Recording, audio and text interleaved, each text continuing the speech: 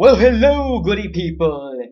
I come to you now with a review of Nanatsu no Taizai, also known as the Seven Deadly Sins, which is a fantastic manga that's gonna get a fantastic anime adaptation, at least I hope so, in very soon. Yeah, very soon. I think it's October?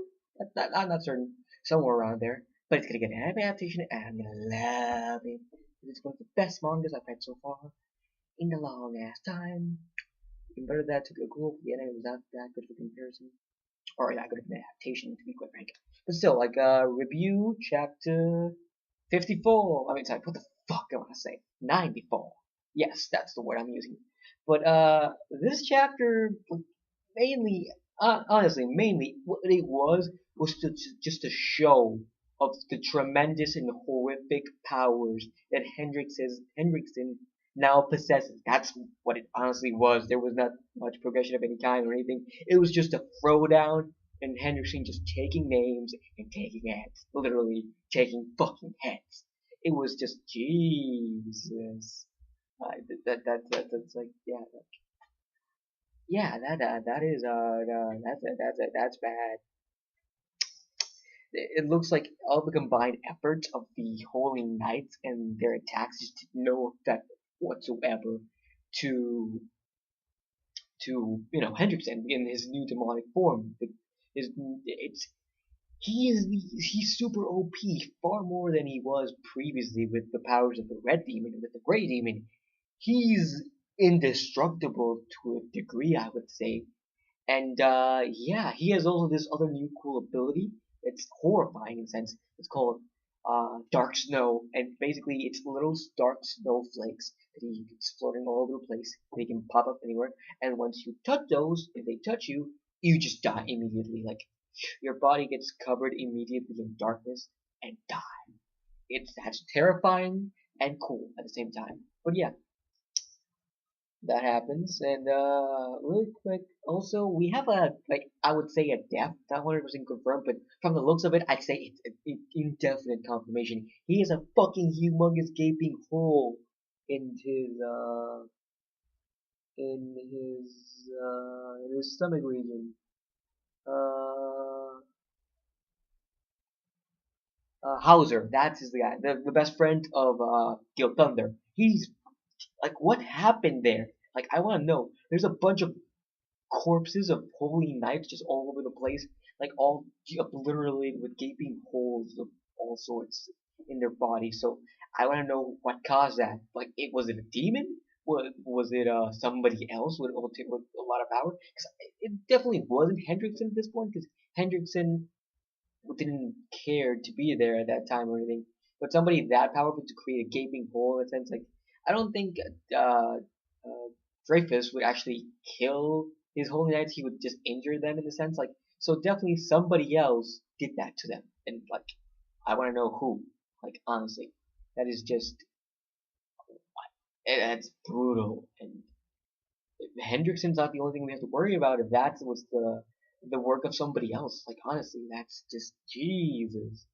Yeah, that happens. And the synths are getting trashed around like crazy, honestly. But Melodius basically just tried to stab him with his blade and everything, and this time instead of actually like ripping his arm off and slicing it off to be very frank, like multiple times, like this time his sword pierced his chest and it stopped. Then Hendricksen with one hand just flew him, like it just smacked him around like a little play doll and everything. And not everything, like at least Gallagher after Meliodas tried to attack them. And I'm not 100% clear as to what happened, but from the looks of it, either Gallagher lost his head or got his neck twisted and flung. So yeah, I, I couldn't tell quite well from the panels they were showing because Gallagher was attacking Hendricksen from behind with his arrows and everything, and then he just like Meliodas smacks him around and sends him flying, just tumbling. But it's not 100% clear because he took a lot of hits in this chapter. Father, holy knights, and everything. But we don't care much. That's just a show of his strength, if anything. But Gowther should definitely not be dead, if anything. And also, we've seen in the past that his neck being snapped is not that big of a deal for him. So yeah, I hope it's snapped and not ripped off, because then what the fuck is Gal? They're immortal, just like Bond. It's like, oh, speaking of Bond, real quick, I love that when all the sins were all flown off, from the bottom crate that they were in, the tunnels and everything. You know, everyone was just like being pushed over, pushed outwards, and just like landed on the ground. And then Bond's legs like just also did that, just like just splatter a little bit over there. It was comical and really cool. But yeah, that little hints to Bond getting healing again once again, or getting his upper torso back. Because why would we show his legs? Not just simply just for comedic purposes and relief and everything, but also to show that he's not dead. Like, yeah, we show him. But yeah, it's really cool. This chapter was, yeah, like it was mainly, like I said, a show of the monstrosity that Hendricksen has now become, and not much progression whatsoever happened. It was just a beatdown essentially. So yeah, that happens. Hendricksen is still after Elizabeth, and yeah, that we already know that in the sense, like, yeah, everyone gets beaten around like crazy. Oh yeah. Not even all the combined efforts, like I said previously, of the Holy Knights could take him on. Like, they shot everything at him, and he still walked out of that without a single scratch. The motherfucker is flawless. Like,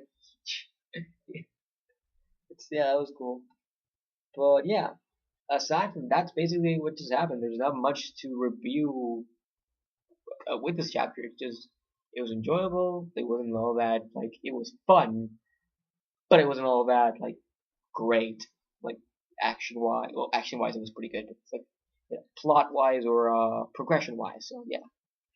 Last thing that I want to mention that was in the chapter, the last page, was Elizabeth's sister apparently isn't dead. Veronica, that's her name. Sorry, I have my phone here, just facts reason. But yeah, Veronica apparently isn't dead. She's just a little bit crippled, if anything. She's like, what the fuck? How did she live? How is she alive? Didn't she get buried? I have so many questions. Like, I want to know. I want next chapter to explain them, if anything. But yeah, Veronica is apparently alive. That's the thing. I hate how she's alive and not dead, because that just goes to show that the author uh just can't kill off characters necessarily that aren't father. That kind of pisses me off a little bit. Like, yeah, it was a good chapter. I'm gonna score it a 6 out of 10 because it was just good, not great, amazing, whatever. A 6 is to me, it's like the most basic average score that I would give an anime or a manga that I would like. That I like, that I was still entertained by, but that didn't do much in that one episode or chapter. So yeah, it was pretty enjoyable. So that's my review. With that said, I'll see you soon. Hopefully, something.